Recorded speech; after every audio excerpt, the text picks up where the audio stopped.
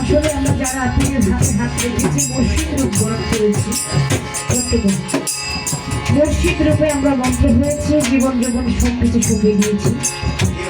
আমাদের এই গানগুলো শুধু আমাদের গুরুতত্ত্ব লোকে যারা গুরুর হাতে হাত রেখেছে, শুধু আমার বাউল গানের আশিকানের জন্য যাদের খোরাক, আশিকানের আত্মার যে খোরাক, এই গানগুলোকে সম্পূর্ণরূপে খোরাক বলা হয়।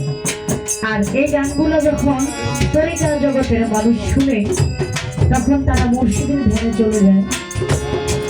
অনেকে বাবা হারায়, অনেকে মা হারায়, অনেকে বন্ধু হারায়, অনেকে সঙ্গের সাথী হারায়, ঘরের স্ত্রী, ভালোবাসার মানুষকে হারায়, কেউ মুর্শিদ হারায়, কেউ মুর্শিদ রূপে নিজেই হেরে যায়।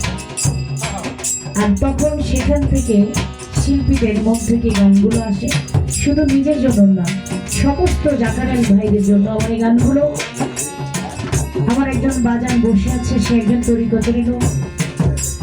অবশ্যই গান মানুষের বলতে ভুল হয়, আমি একজন ক্ষুদ্র শিল্পী, যদিও গানের কথায় ভুল হয়, সকলে আমাকে ক্ষমা মর্যাদা দিচ্ছে। এত সুন্দর আপনাদের পরিবেশ, এত সুন্দর আচরণ আমার লাইফে কখন আর এইভাবে হয় নাই বা করি নাই, অত্যন্ত ভালো লেগেছে। গান